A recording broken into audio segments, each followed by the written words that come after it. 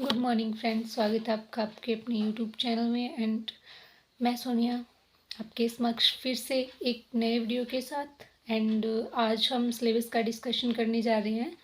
और जैसा कि अभी नोटिफिकेशन जारी हो चुका है, पूरा विस्तृत नोटिफिकेशन भी आ चुका है, कब एग्ज़ाम होगा वो सब कुछ क्लियर हो चुका है। अभी घबराने की कोई ज़रूरत नहीं है। और अब हमें कंटिन्यू स्टडी करने की, क्योंकि जो बहुत सारी प्रॉब्लम्स के बीच में स्टडी कहीं ना कहीं हमारी डिस्टर्ब होती ही है और हुई भी। लेकिन अब जो है अच्छे से प्रॉपर टाइम टेबल के साथ कंटिन्यू स्टडी करने का टाइम है, क्योंकि 2.5 महीने हमारे पास बचे हैं। और अभी जो सबसे बड़ी प्रॉब्लम है वो है सिलेबस को कंप्लीट करना, क्योंकि कई बच्चे ऐसे हैं जिनका सिलेबस अभी तक कंप्लीट नहीं हो पाया है। और सिलेबस कंप्लीट करना, उसके बाद में उसकी रिवीजन भी करना ज़रूरी होता है, क्योंकि एक बार कंप्लीट करके कुछ नहीं होता। और हाँ, सबसे पहले मैं आपको बता दूं कि कंप्लीट करने का मतलब ये नहीं है कि आप सिलेबस को बस एक बार पढ़ रहे हैं। ये कतई मतलब नहीं होता कंप्लीट करने का, क्योंकि मैंने कईयों को इस तरीके से स्टडी करते हुए देखा है कि कंप्लीट करना है तो बस एक बार वो पूरे सिलेबस को पढ़ेंगे, भले ही वो याद हो चाहे ना हो। ऐसे कंप्लीट नहीं किया जाता। सिलेबस को कंप्लीट करने का मतलब होता है कि आप 100% सिलेबस को जब कर रहे हैं तो आप 100% का टारगेट ना भी लेकर चले तो 70 से 80% तो आपको पहली बार में ही याद होना चाहिए। याद होने का मतलब ये नहीं है कि आपको वो एकदम से सटीक आपके माइंड में बैठ जाए। हाँ, आपको एक ओवरव्यू के जरिए आप जो सामान्य सा जो टॉपिक होता है उसकी जो एक उसके सामान्य तथ्य होते हैं वो पहली बार में ही आपके दिमाग में बैठ जाए। इस तरीके से आप सिलेबस को कंप्लीट करें।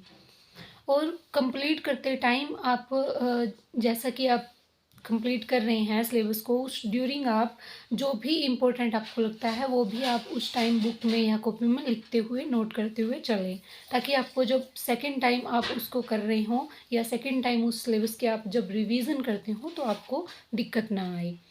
तो सिलेबस को कंप्लीट करते हुए आपको ये चीज़ें जो है ध्यान में रखनी कि आपको केवल कंप्लीट नहीं करना है, आपको केवल रीडिंग नहीं लेनी है। रीडिंग उस चीज़ की ली जाती है जो आपको या तो याद नहीं करनी हो, या फिर आप पहले उस चीज़ को याद कर चुके हों, उस चीज़ की रिवीजन की जाती है, रीडिंग की जाती है।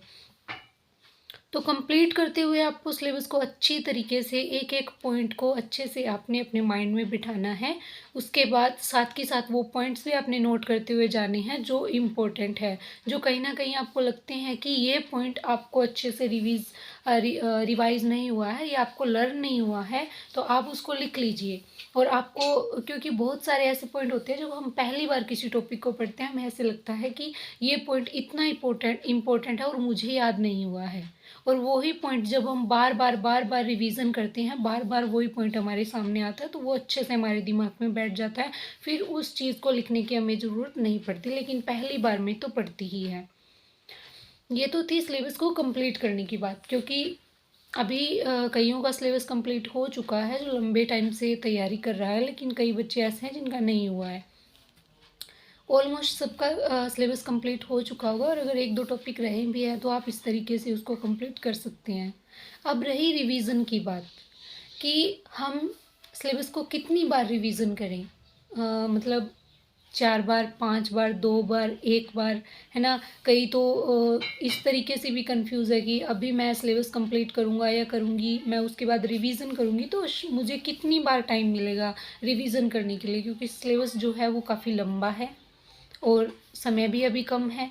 क्योंकि पहले हम ये सोच के बैठे थे कि अभी डेट नहीं आई है, नोटिफिकेशन तक नहीं आया है, और जिनको ये पता था कि नोटिफिकेशन आते ही डेट साथ की साथ आ जाएगी, एग्ज़ाम की डेट, तो वो तो पहले से स्टडी में कंटिन्यू थे, स्टडी अपनी कर रहे थे, उनको कोई मतलब नहीं था। लेकिन कई ऐसे भी थे जिनको ये था कि अभी तक तो नोटिफिकेशन नहीं आया, बहुत लंबी चलने वाली है प्रोसेस, तो उनके लिए अभी दिक्कत है।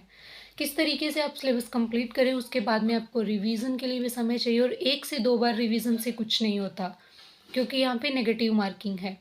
जब हमारे पास नेगेटिव मार्किंग नहीं होती एग्ज़ाम के अंदर, तब हम कई बार तुक्केबाजी से भी क्वेश्चन कर देते हैं, है ना। सारे के सारे जो क्वेश्चन तो हमारे नहीं सही होते, पर जैसे 150 नंबर का पेपर होता है तो उसके अंदर जितने भी आप सही करते हैं तो आप वहाँ पे अपन को ये देखना होता है कि हमने सभी में से कितने नंबर लिया, मतलब गलत कितने किए थे हमने, उसके बाद हमारे सही कितने हुए। तो ये चीज़ तो यहाँ नहीं होने वाली, नेगेटिव मार्किंग है, गलत तो हम कर ही नहीं सकते। और जो हमें आ ही नहीं रहा, जिसका उत्तर जो है हमारे दिमाग में नहीं आ रहा, उसको तो हम छेड़ भी नहीं सकते, क्योंकि हमारे नेगेटिव जो है मार्क्स जो हमने गेन किए हैं वो भी नेगेटिव में चले जाएंगे। तो यहाँ ज़रूरत है हमें मल्टीपल टाइम रिवीजन की। और मैं आपको सही बता दूँ कि सबसे जो सिलेबस को रिवीजन करने का सबसे बड़ा फंडा है मल्टीपल टाइम उसको पढ़ते रहो। जैसे घड़ी की सुई जो होती है, पूरे दिन में, पूरे हफ्ते में, पूरे महीने में, पूरे साल में वो एक ही रास्ता इस तरीके से कवर करती रहती है, वो चलती है ना। तो वो घूमती रहती है, वही उसका रास्ता है, वही उसका पथ है, वो सारा दिन उसको मतलब कवर करती रहती है, वो चलती है फिर वहीं आ जाती है, फिर चलती है फिर वहीं आ जाती है, फिर चलती है फिर वहीं आ जाती है। तो इस तरीके से वो घूमती रहती है। जैसे अपने पेंडुलम को देखा होगा, वो इस तरीके से सारा दिन घूमता ही रहता है, ठीक है। तो कुछ उस तरीके से हमें रिवीजन करने की ज़रूरत है। फिर अब आपके दिमाग में ये ख्याल आया होगा कि उस तरीके से रिवीजन करने के लिए हमारे पास बहुत लंबा समय होना चाहिए। हाँ, ये भी आपकी बात सही है, लेकिन समय नहीं है अब हमारे पास, तो हम समय तो बना नहीं सकते।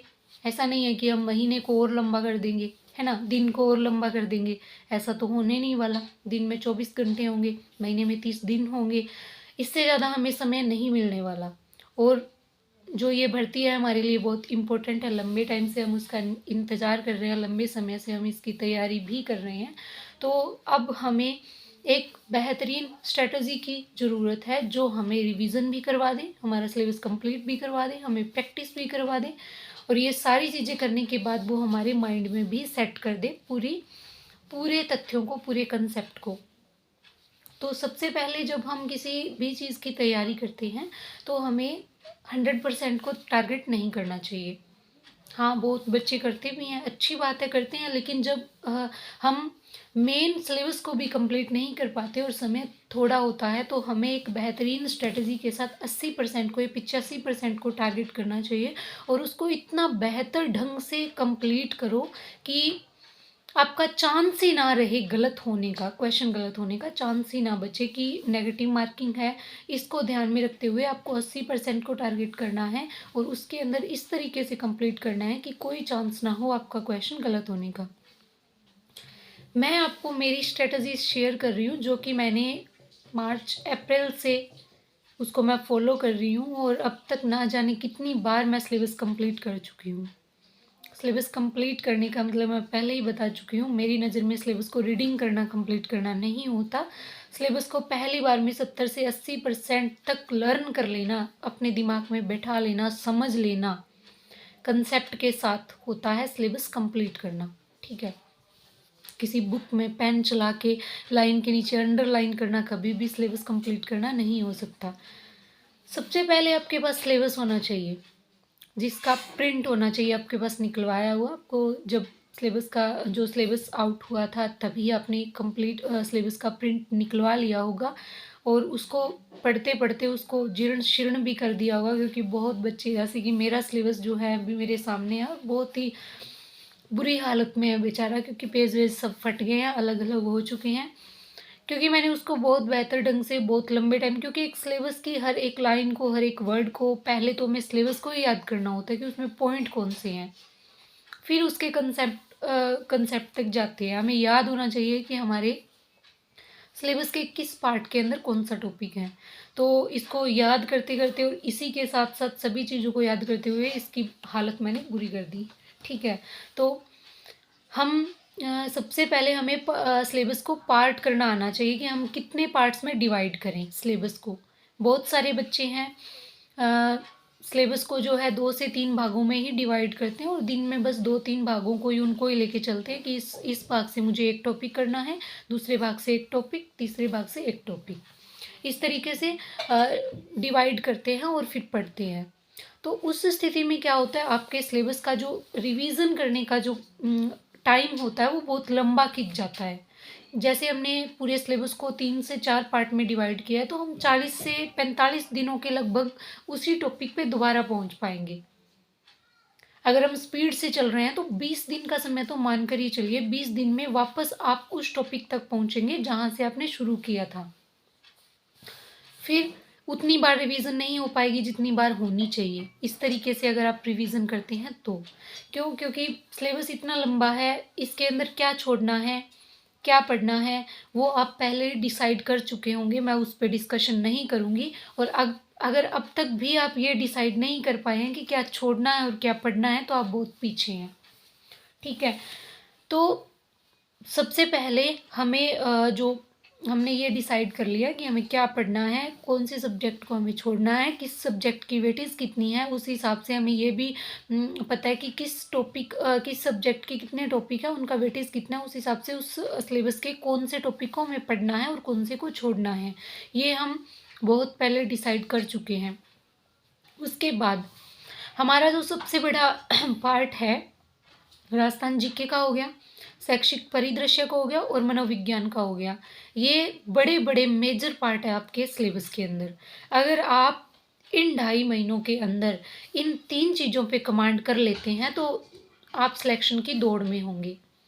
मैथ, इंग्लिश, हिंदी और जो भी अदर एसएसटी हो गया, साइंस हो गया, वो सिलेबस अलग हैं।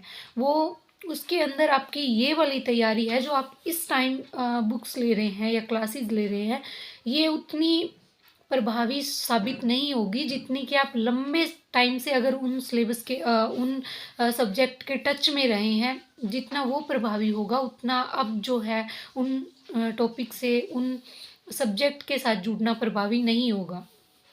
क्यों? जैसे आपने संस्कृत पढ़ा पात्रता के अंदर, जब आपने रीट का जो प्री एग्ज़ाम दिया था, पिछले साल दिया या इस साल दिया, अगर आपने पात्रता के अंदर संस्कृत पढ़ा तो जाहिर सी बात है आप इंग्लिश से कटे हुए हैं, इसीलिए आपने संस्कृत चुना होगा या फिर आपका संस्कृत सब्जेक्ट रहा होगा कभी। ठीक है, तो मतलब उस नज़रिए से देखा जाए तो आप इंग्लिश से कटे हुए हैं। अगर आप अब इंग्लिश को उठाते हैं उन 5 प्रश्नों के लिए जिनका कोई अता पता नहीं है, उसके अंदर नरेशन आएंगे, प्रेपोजिशंस आएंगी, टेंस आएंगे, एक्टिव पैसिव वॉइस आएंगे या फिर वन वर्ड आएंगे, इडियम्स आएंगे, फ्रेजेस आएंगे, क्या आएंगे कुछ पता नहीं है। उस स्थिति में अगर आप उन चीज़ों को पढ़ते हैं, पूरी पूरी बुक लेके आते हैं, तो आप मूर्ख हैं, मत पढ़िए। मैथ्स ऐसी सब्जेक्ट है, अगर मैथ्स के कुछ एक टॉपिक जो इजी हैं उनको उठा लिया जाए, ठीक है, और अगर आधा घंटा निकाल के उनकी प्रैक्टिस की जाए तो मैथ बढ़िया आपको नंबर दिलाएगा। उसके अंदर नेगेटिव होने के चांस बहुत कम होते हैं अगर आपको सवाल अच्छे से आता है तो। साइंस है, बहुत सारे साइंस के अंदर टॉपिक दिए हुए हैं और बहुत लंबे लंबे टॉपिक है अगर देखा जाए तो, और कोई पता नहीं उन 5 क्वेश्चन के अंदर कितना डीप क्वेश्चन पूछ लिया जाए या फिर कितना इजी क्वेश्चन पूछ लिया जाए, कोई नहीं जानता। शिक्षण विधियाँ सबको आती हैं, कभी भी किसी बुक से सेम लैंग्वेज की शिक्षण विधि नहीं आएगी, कभी नहीं आएगी।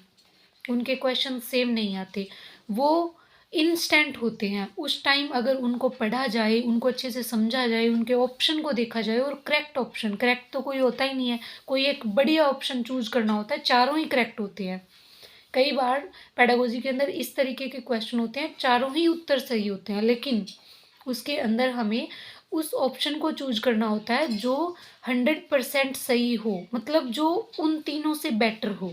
तो इस स्थिति में उन सब्जेक्ट को या फिर शिक्षण विधियों को, सभी सब्जेक्ट की शिक्षण विधियों को पढ़ना कहीं भी कारगर साबित नहीं होने वाला। फिर रही बात आईसीटी की, आईसीटी के अंदर आपके पास 5 क्वेश्चन आने वाले हैं। अब सोचने वाली बात यह है कि आईसीटी के अंदर क्या आपसे कंप्यूटर के बारे में पूछा जाएगा, या फिर जो इंफॉर्मेशन कम्युनिकेशन टेक्नोलॉजी है जो सरकार यूज़ कर रही है, जो स्कूलों के अंदर जैसे शाला दर्पण हो गया, ये भी तो आईसीटी से जुड़ा हुआ पार्ट है। एजुसेट हो गया, ठीक है, शिक्षा वाणी, शिक्षा दर्शन, वो भी तो आईसीटी से जुड़े हुए हैं ना। उनके अंदर से क्वेश्चन पूछे जाएंगे या फिर कंप्यूटर के पार्ट्स पूछे जाएंगे, या फिर आपसे कंप्यूटर के जो हार्डवेयर होते हैं जैसे कीज़ के बारे में पूछ लेना, उनकी फुल फॉर्म पूछ लेना, किस चीज़ के लिए कौन सी की यूज़ होती है, कुछ पता नहीं है, किसी को पता नहीं है। जो 5 नंबर के लिए कई टीचर हैं जो आईसीटी पढ़ा रहे हैं वो कंप्यूटर से लेके हार्डवेयर, सॉफ्टवेयर, फिर उसके जो अब यूज़ हो रहे हैं वो सारी चीज़ें पढ़ा रहे हैं। क्या 5 क्वेश्चन के लिए वो चीज़ें इतना डीप पढ़ना सही है? आप उस टाइम को उन चीज़ों पे लगा सकते हैं जो हाईली वेटेज वाली हैं। उनको बार-बार रिवीज़न कर सकते हैं। इसीलिए मैं कह रही हूँ 80% को टारगेट करिए और इस 2.5 महीने में उसको इतना खा जाइए कि आपसे कोई क्वेश्चन उस पार्ट का छूटे ही ना, और आप पूरे कॉन्फिडेंस के साथ हर एक क्वेश्चन का सही उत्तर दें, आप कंफ्यूज ना हो एग्ज़ाम हॉल के अंदर। तो जिस तरीके से मैंने सिलेबस को बांटा हुआ है कई पार्ट्स के अंदर, मैं वही आपको बता रही हूँ। अगर आपको अच्छा लगे, कोई अपनी खुद की स्ट्रेटजी होती है, सभी की होती है, अलग अलग होती है, हमें किसी की फॉलो नहीं करनी चाहिए, पर सजेशन के तौर पर अगर हमें कोई बढ़िया सजेशन देता है तो हमें उसको ट्राई ज़रूर करना चाहिए। ठीक है, तो सबसे पहले इसके अंदर जो पार्ट है, भूगोल वाला पार्ट है। हमें जो 100 अंक का, जिसके अंदर 50 क्वेश्चन आने वाले हैं 100 नंबर के, उसके अंदर क्या है हमारे पास, भूगोल है और उसके साथ ही इतिहास और संस्कृति भी है। तो इसको आप कैसे पढ़ सकते हैं? सबसे पहले भूगोल के जो टॉपिक हैं, राजस्थान भौगोलिक स्वरूप से लेके यातायात के साधन तक। ठीक है, इसमें से आप डेली का एक टॉपिक ले सकते हैं। ठीक है,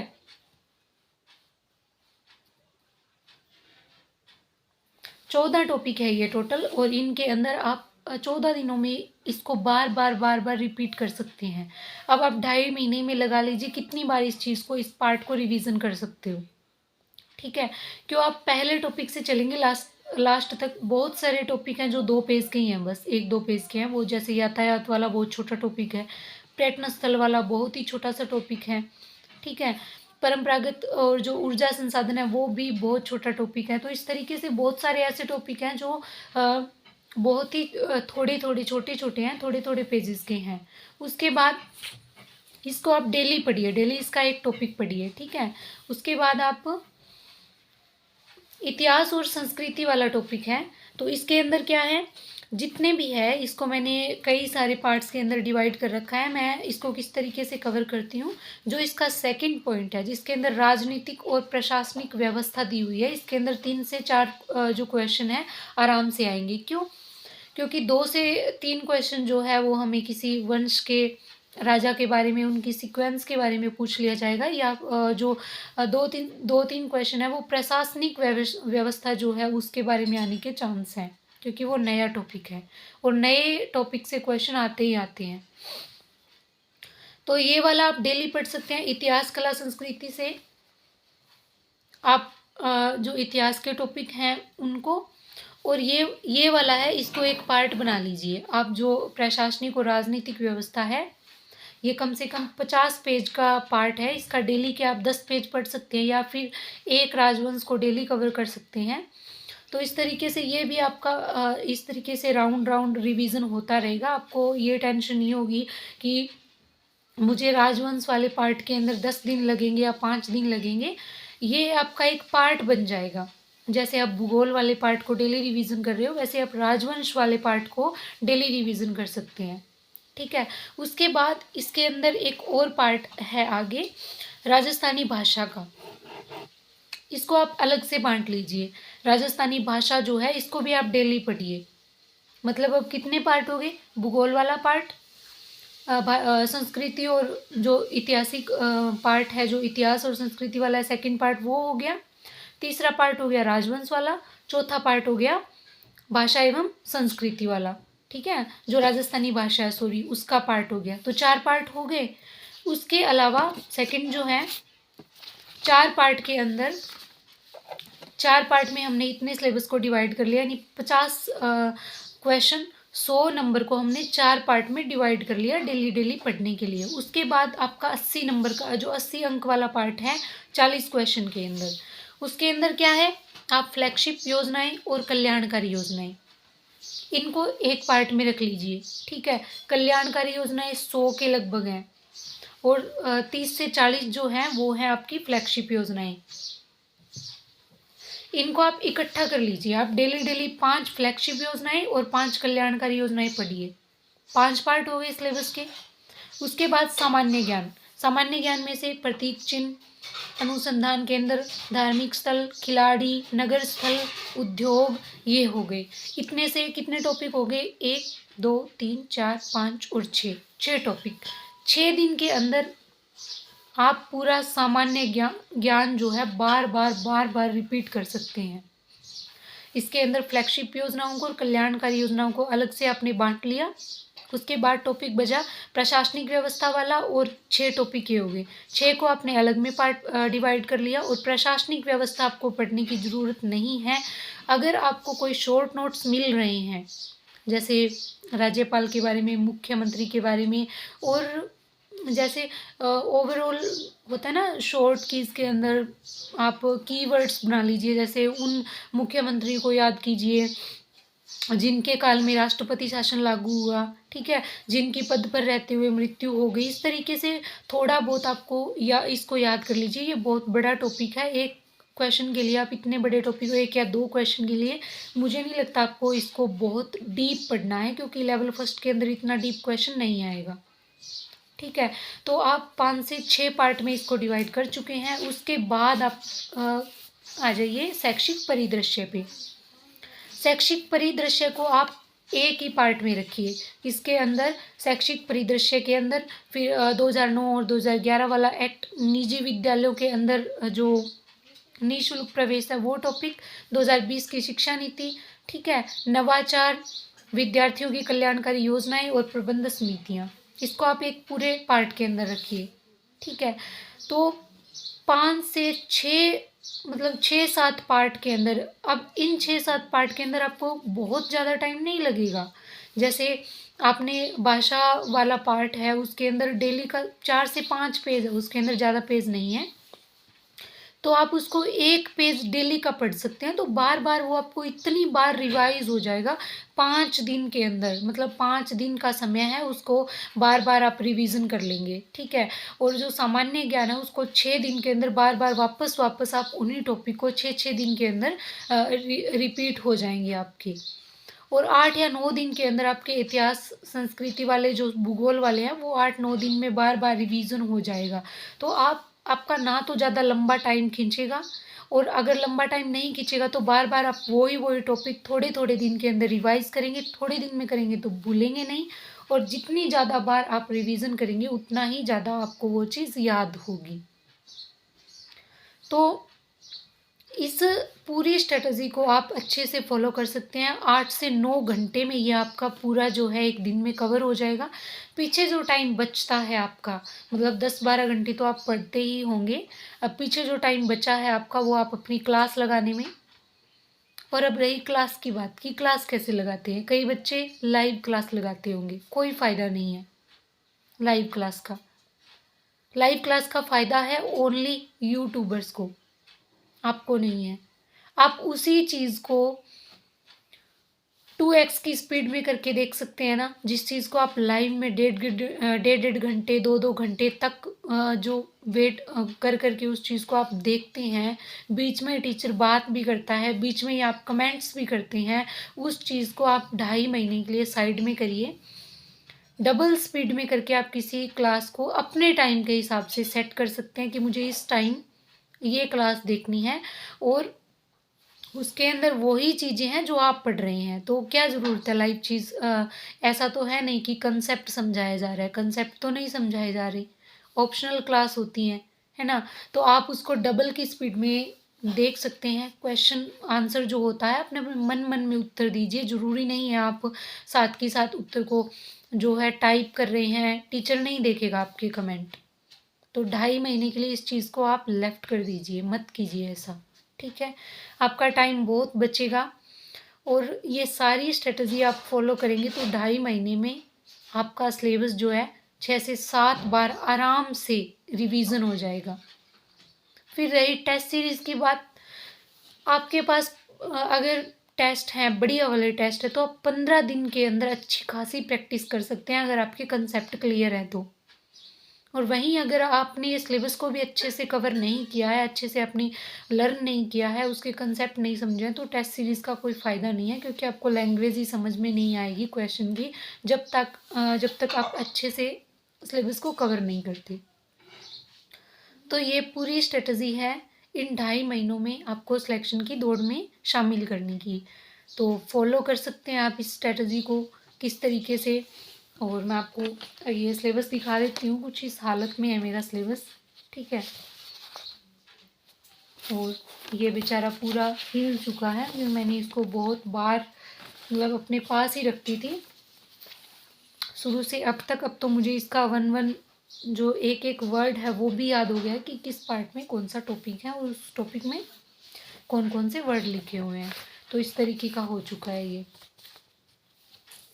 तो आप इस तरीके से सिलेबस को कंप्लीट कर सकते हैं। और नेक्स्ट वीडियो में नेक्स्ट मतलब कोई टॉपिक जो आपको समझ ना आए, आपको अगर पूछना है टेस्ट सीरीज़ के बारे में, बुक्स के बारे में कि अब इस टाइम आप सार गर्भित चीज़ें पढ़ने के लिए कौन सी बुक को फॉलो कर सकते हैं, तो मैं आपके साथ मेरी अपनी बुक्स के बारे में ज़रूर शेयर करूँगी। इसके लिए आप कमेंट कर सकते हैं अगर आपको अच्छा लगे तो, कि मुझे हमें ये बताइए, या फिर प्रैक्टिस कैसे करनी है, कितनी प्रैक्टिस काफ़ी हो सकती है, कितने टेस्ट आपको लगाने चाहिए, और आरबीएससी की बुक्स, एनसीईआरटी की बुक्स को कहाँ से कवर करें थोड़े टाइम के अंदर, क्वेश्चन के माध्यम से, वन लाइनर के माध्यम से, वो भी आप मुझसे पूछ सकते हैं। तो मिलते हैं नेक्स्ट वीडियो में नेक्स्ट टॉपिक के साथ। तब तक के लिए थैंक यू। जय हिंद।